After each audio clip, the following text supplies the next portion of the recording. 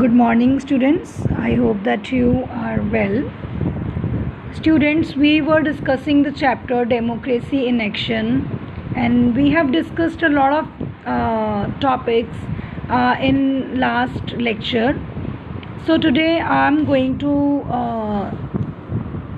introduce you with what is general elections, by-elections and midterm elections. So students, the general election is used, the term general election is used when elections take place all over the country or in a state to constitute a new legislature, right?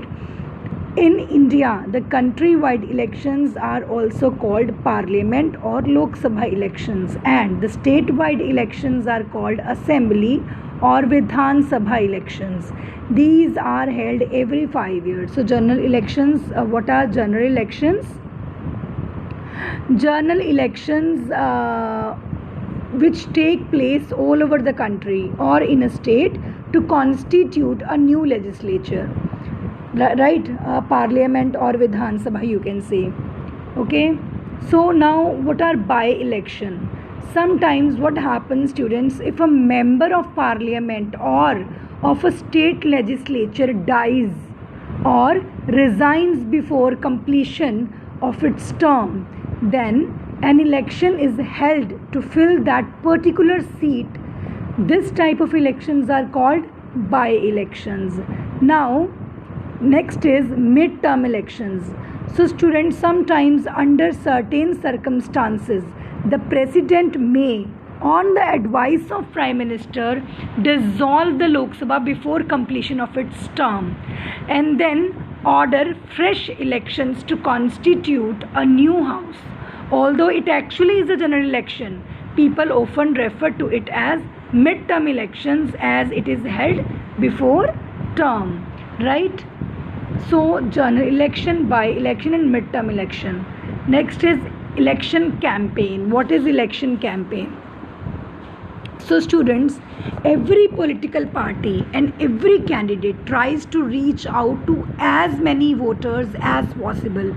You have also, you must have also seen when elections are there, then some political parties, member of some political parties, or you can say candidates, they come to your home also and they request your parents to vote for them, as then they promise that we'll do this thing or that thing when we will win the elections, right? So this happens. So every political party and every candidate tries to reach out to as many voters as possible.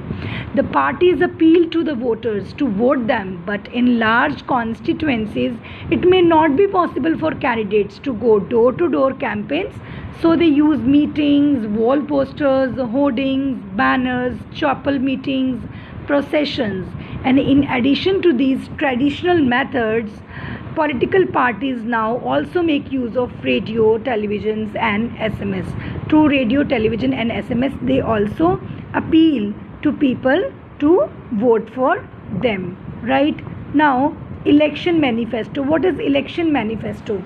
Election manifesto is a document issued by every party before elections, and in that document what is written, you can say it is a written document in which political parties have written what they are expected to do after, or you can say what things, what improvements they will do for the development if they will win the election. So you can say that election manifesto is a document issued by every party before a general election. It lists the parties, policies and programs for future, right? So this way voters can decide whom they would like to vote for. So political parties or their candidates, they you can say present their manifesto in front of public, and after that public can decide to whom they will vote, right? Next topic is political parties. So what is a political party? A political party is a voluntary association of individual citizens registered with Election Commission. So political party is a voluntary association, right? Why it is called association? Because it is an organized group of persons who share similar views on national issues. Now, why it is called voluntary? Because individuals join it on their own. Persons join it on their own. No person can be compelled to join a political party. Now, how to decide that which party is to be joined? So, every person has her or his views about the social, economic, and political issues facing the country. A person will naturally like to join or support a party which hold similar views.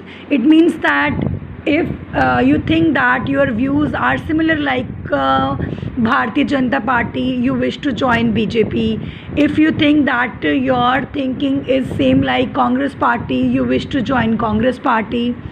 If you think that your you can say thinking and your views is similar like you can say AAP, right, Aam Aadmi Party, you wish to join that particular party. So each person join a party if he or she thinks that that party has similar views, right? So, but all voluntary associations are not called political parties. Only those associations which aim to gain political power through a democratic process are called political parties.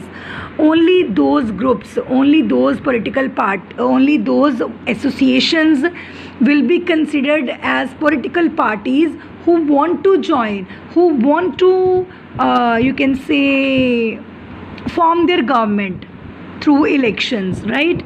So those parties, the parties who want to gain power to govern the country, those party will be considered political parties.